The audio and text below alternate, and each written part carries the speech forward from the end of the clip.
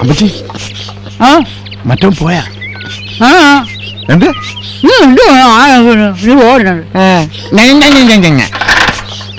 ആദ്യം കുന്താണ്ടൊക്കെ മാറ്റി ചില താലിബാനിച്ചുകളെ പോലെ മറ്റോ പോയാ. അവന്റെ ചേച്ചിയെ കൊണ്ടു വിടാൻ പോയിരിക്കുക. അവൻ പോണില്ലേ? അന്ന കൊച്ചമ്മയ്ക്ക് ഭേദമായതിനു ശേഷം അവൻ പോകും. അവനിവിടുന്ന് പോയില്ലെങ്കിലേ അവനിവിടുന്ന് പറപ്പിക്കും. പറപ്പിക്കും. വക്കീലിനെ വിളിക്കാനോ മറ്റോ നിന്നെ വിളിപ്പിച്ചത്? വക്കീലിനെ വിളിപ്പിക്കാൻ അവനെ വിട്ടാ മതി. ഞാൻ ഇവിടുത്തെ മാനേജറാ. ഓ മാനേജർ പറഞ്ഞിറക്കാൻ കൊള്ളാം. എടാ അവരുടെ മുമ്പിലെ നീ ഇവിടത്തെ ഡാമേജറാ. എടാ പോത്തെ, ഇനിയെങ്കിലും കൊച്ചമ്മമാരുടെ അടുത്ത് തഞ്ചത്തി നിന്നാ നിനക്ക് വല്ലതും കിട്ടും. അല്ലെങ്കിലേ താമരപ്പൂ പോലെ ഇങ്ങനെ കൊളത്തി കിടക്കാം. അമ്മച്ചി നോക്കിക്കോ, അവനെ കൊണ്ട് ഈ ബംഗ്ലാവും സ്വത്തുക്കളും ഞാൻ എഴുതി വാങ്ങിച്ചില്ലെങ്കിൽ എനിക്ക് കിട്ടില്ല. അമ്മച്ചി അമ്മച്ചി എങ്ങനെയെങ്കിലും പറഞ്ഞ് എനിക്ക് വാങ്ങിച്ചു, അല്ലെങ്കിൽ എടാ നീ ആവശ്യമില്ലാത്ത ബുദ്ധിയൊന്നും കാണിക്കരുതേ. ചത്താ പിന്നെ ഒന്നും കിട്ടത്തില്ല. ആണോ? ആ നീ വേഗം ചെല്ല്. അന്ന കൊച്ചമ്മ സുഖമില്ലാതെ കിടപ്പില്ല. ചെല്ല് ചെല്ല്.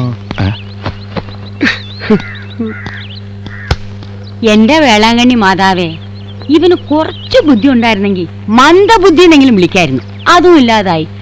ഓ എടാ മാത്തൂട്ടി, നിന്നോട് പല പ്രാവശ്യം പറഞ്ഞിട്ടില്ലേ അനുവാദമില്ലാതെ അകത്ത് കിടക്കരുതെന്ന്? അറിയാം. അകത്തേക്ക് കിടക്കാനുള്ള അനുവാദം വായിക്കാനാണ് ഞാൻ അകത്തോട്ട് വന്നത്. ഞാൻ അകത്തോട്ട് വന്നോട്ടെ? ആ അങ്ങനെ മര്യാദ കാണിക്ക. എന്നാത്തിനാ എന്നെ വിളിപ്പിച്ചത്? ദേ നീ പോയി നമ്മുടെ വക്കീലിനെ ഒന്ന് വിളിച്ചോണ്ട് വാ. എന്നാത്തിനാ ഇപ്പൊ വക്കീല്? എന്റെ ആലീസിന്റെയും കാലശേഷം ഈ സ്വത്തുക്കളൊക്കെ വേണ്ട വച്ചപ്പേ, എനിക്ക് നിങ്ങളുടെ സ്നേഹം മാത്രം മതി. സ്വത്തും പണം മോഹിച്ചല്ല ഈ മാത്തക്കുട്ടി ഇത്ര കാലം ഇവിടെ നിന്നത്. അറിയാവോ, ഹനുമാനാണെങ്കിൽ ഞാൻ നെഞ്ചു പൊളിച്ചു കാണിച്ചത്. കരയണ്ടടാ, നിനക്ക് അങ്ങനെയൊന്നുള്ള മോഹമില്ലെന്ന് ഞങ്ങൾക്കറിയത്തില്ലയോ? സ്വത്തുക്കള് സോമന്റെയും സോഫിയുടെയും പേരിൽ എഴുതാനാ. കംപ്ലീറ്റാ? ആ ഈ 500 ഏക്കർ തോട്ടം, ഈ ബംഗ്ലാവ് പുറത്തിറക്കണ പെൻഷനാറും ആ സൈക്കിളും. അതെ, കള്ളത്തിനൊന്നും കാണിക്കാതെ അവരുടെ കൂടെ നിന്ന നിനക്കുള്ളത് എന്താന്ന് വെച്ചാ മാസാമാസം. എന്നാത്തിനാ നീ കരയുന്നേ? സന്തോഷ വാർത്തയല്ലേ ഞാൻ കേട്ടത്. ഇതിന് കരയാൻ എന്തിരിക്കുന്നു? എങ്ങാണ്ട് വന്നോടത്തിന് എല്ലാം എഴുതി കൊടുത്തില്ലേ? എനിക്ക് മാസം 250 ശമ്പളം. കർത്താവേ, നിങ്ങളുടെ നല്ല മനസ്സ്. ഇനി പോകാൻ അനുവാദം ചോദിക്കണോ? കർത്താവേ, യാതൊരു സ്വത്തുമില്ലാതെ ജീവിക്കുന്നതിനേക്കാൾ നല്ലത് ഞാൻ നിന്റെ അൽത്താരയിലേക്ക് വരികയാണ്. തൂങ്ങുന്നതിനിടയിൽ ഈ കൊമ്പങ്ങാനും ഒടിഞ്ഞ് എന്റെ തലയിൽ വീണാൽ ഞാൻ തല പൊട്ടി ചത്തുപോകും. കാത്തോളനെ, ഞാൻ അവിടെ വരുമ്പോൾ ഇതുപോലത്തെ 1000 മെഴുകുതിരികൾ അവിടുത്തെ അൽത്താരയിൽ കത്തിച്ചോളാം. സൂക്ഷിച്ചു വാടാ മാങ്കാണ്ടി. എന്നാ പண்றது? പറയട്ടാ, എന്നെ വിട്ടിട്ട് പോവാനിക്ക. അപ്പടിയാ? എന്നാ നീ പിടി വാ. ഒരു ധൈര്യത്തിന് കയറ് സ്ട്രോങ് ആണ്. എന്താ എന്നാ ആസാനെ, തുണിയെല്ലാം പോട്ടിട്ട് സേഫ്റ്റിടാ. ടൈറ്റ് ആവുമ്പോ എന്റെ തൊണ്ട വേദനിക്കില്ലേ? എനിക്ക് ടോൺസിലൈറ്റിസ് ഉണ്ടെന്ന് ഡോക്ടർ പറഞ്ഞിട്ടുണ്ട്. കഴുത്ത ഭദ്രമാ പാക്ക വേണ്ട. എന്നാ ആസാനെ, എന്നാ പത്തനോ? എല്ലാം പോച്ചടാ. എല്ലാ സ്വത്തുക്കളും அந்த பொண்ணுக்கும் அந்த புறம்போக்கு பையனுக்கு எழுதி வச்சாச்சு. நான் இனி எதுக்கு வாழணும்? அப்படியா விஷயம்? ஆமாண்டா. அதுக்கு ஒரு வழி இருக்கு. எப்படி ஆனாலும் அந்த பொண்ணுக்கு பாதி சொத்து கிடக்குமே. அது எனக்கு என்னடா இருக்கு? എന്താ? அந்த சோம சார் அந்த புறம்போக்கு. ஆமா ஆமா, அவர் அமெரிக்காவில் போய் திரும்பி வரதுக்கு முன்னாலே ஆசான் அந்த பொண்ணுன்னு காதல் பண்ணி கல்யாணம் செய்தா அந்த சொத்து முழுவதும் உங்களுக்கு கிடக்குமே. நடக்கிற காரியமில்ல പറടാ. நடக்காம எங்க போகுது? சின்ன பொண்ணு தானே. ஆகட்டுமே. உங்களுக்கு வயசாய் போச்சா? ஏறியா 45 50. கம்மி பண்ணடா. 60 வயசானாலும் சிங்கம் சிங்கம் தான். என்ன இது? சிங்கம் நன்னா இருக்கு. எங்க அப்பா எங்க அம்மாவை கல்யாணம் கட்டும் போது அம்மாவுக்கு 16, அப்பாவுக்கு 61. இந்த விஷயம் அம்மாவுக்கு தெரியுமா? அப்பா பரவாயில்ல, நீ விஷயத்துக்கு வர மாயண்டி. ஆசானே, என்ன உடம்பு, என்ன மசலி பழமாங்க போல இருக்குது. அழகு அழகு. എന്നാലും അവള് സമ്മതിക്കോ? சம்மதிக்க வைப்பேன். எப்படி? அது எனக்கு விடுங்கோ. நம்ம மந்திரவாதி சாமிக்கிட்டு ஒரு தைலம் இருக்கு.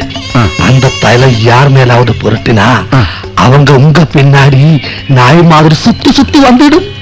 ഇനിയിപ്പോ സ്വാമിയുടെ അടുത്ത് എങ്ങനെ പോവടാ? മണ്ണും പൊടിയും കൊണ്ടില്ലാന്ന് പറഞ്ഞിട്ട് ഇതേവരെ ചെന്നിട്ടില്ല, ദക്ഷിണം കൊടുത്തിട്ടില്ല. நான் வாங்கிட்டு வர்றேன், நீ தைரியமா இருங்கோ. ஆனா எனக்கு ஒரு சத்தியம் பண்ணணும். എന്നടാ?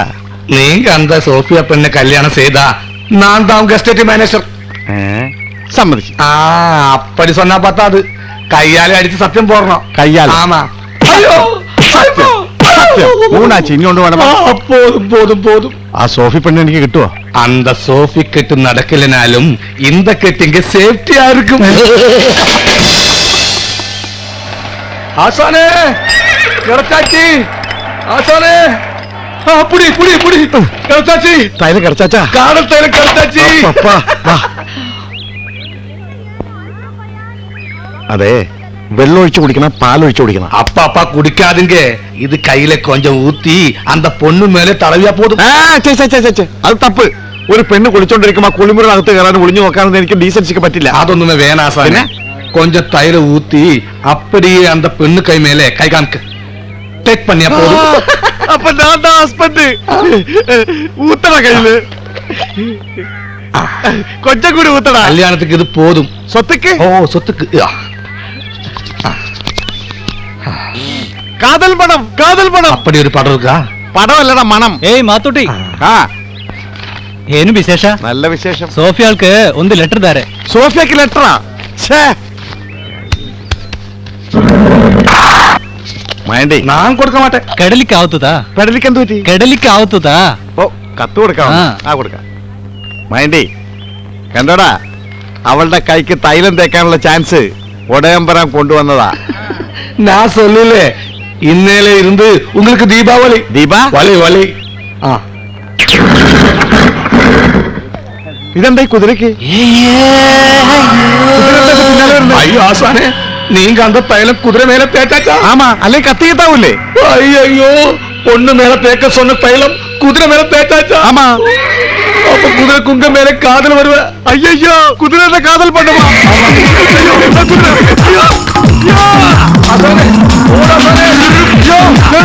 കുതിരക്കെന്താ പ്രാന്ത് പിടിച്ചോ? എന്തിനാ ഓടുന്നേ? ഞാൻ സോഫിക്ക് ഒരു കത്തേറാൻ വന്നാ. അത് എന്റെ മാതാവേ! എടാ, മായാണ്ടി, ഇത് എന്തൊരുക്കുന്ന പരിപാടാ? അവസാനേ വലിച്ചോട്, വലിച്ചോട്.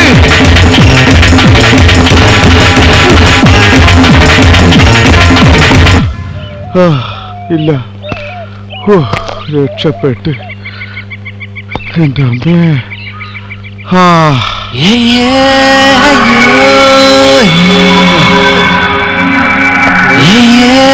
അയ്യോ,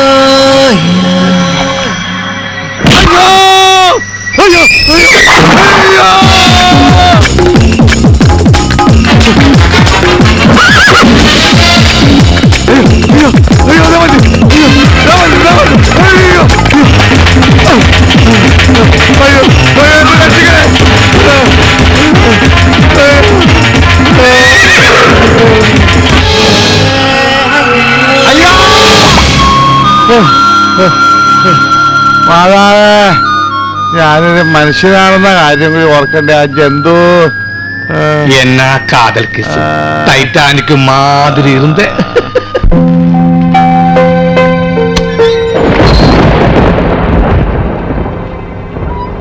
ആത്മാക്കളുടെ പള്ളിയിൽ പെരുന്നാളെന്നാ തോന്നണേ. നല്ല മഴക്കോളുണ്ട്. സോമ, കുരുത്തക്കേട് പറയണ്ട. ആത്മാക്കള് പൊറുക്കുകയല്ല. ഞാനൊരു തമാശ പറഞ്ഞ ആത്മാക്കൾക്ക് എന്താ തമാശ ഇഷ്ടമല്ലേ? ഞങ്ങൾ പേടിച്ചിരിക്കുമായിരുന്നു. എവിടെയായിരുന്നു ഇതുവരെ? വെറുതെ കുറച്ച് നടന്നു. വഴിയിൽ വെച്ച് പാലക്കച്ചനെ കണ്ടു. പിന്നെ പള്ളിയിൽ പോയി. ഓരോന്ന് പറഞ്ഞിരുന്ന് നേരം പോയതറിഞ്ഞില്ല. എന്തിനാ ഇങ്ങനെ അലഞ്ഞു തിരിയാൻ പോയേ? ഞങ്ങൾക്കറിയാം, ഇവിടം വിട്ടുപോകാൻ വിഷമമുണ്ട് അല്ലേ? ഇത്ര വിഷമിച്ച് ചുമ്മാ പോണോ?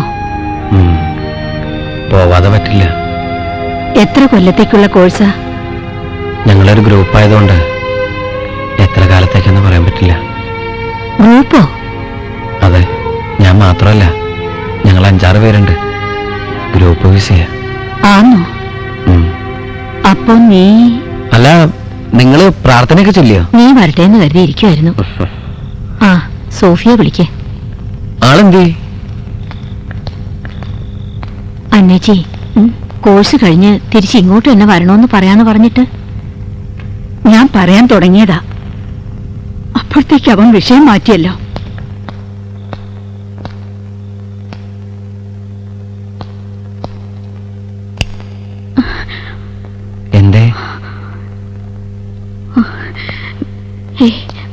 ഒന്നുമില്ല. ഒന്നുമില്ലാതെ ആരെങ്കിലും കരയോ? പറയെന്താ കാര്യം? എനിക്ക് ജോലി കിട്ടി. അതിനാണോ കരയണേ? കൊള്ള. ജോലി കിട്ടിയതിന്റെ പേരിൽ കരയണ ഒരാളെ ജീവിതത്തിൽ ഞാൻ ആദ്യമായിട്ട് കാണുകയാണ് എന്റെ കർത്താവേ.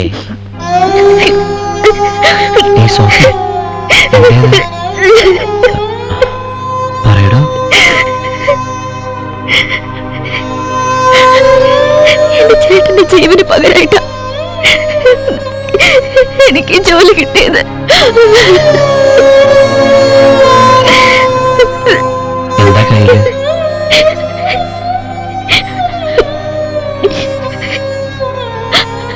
ചേട്ടൻ, എന്റെ ചേട്ടൻ.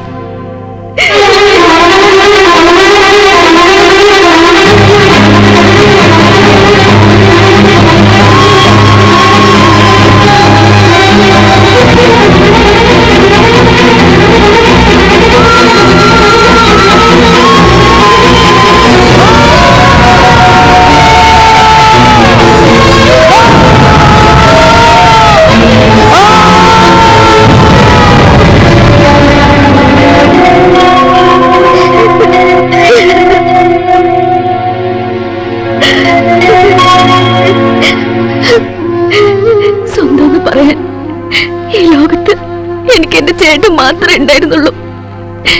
കത്തിക്കഴിഞ്ഞ എന്റെ ചേട്ടനെ സെമിത്തേരിയിൽ അടക്കിയിട്ട ഞാനിങ്ങോട്ട് പോന്നത്. മയക്കുമരുന്ന് കഴിച്ച് ഭ്രാന്ത് പിടിച്ച കുറെ ദുഷ്ടന്മാര് തീ വെച്ച് കൊന്നു എന്റെ ചേട്ടനെ. അമ്മമാരുടെ ഫോട്ടോ എടുത്ത് പത്രത്തിൽ കൊടുത്തതിന് പകരം വീട്ടിയതാ.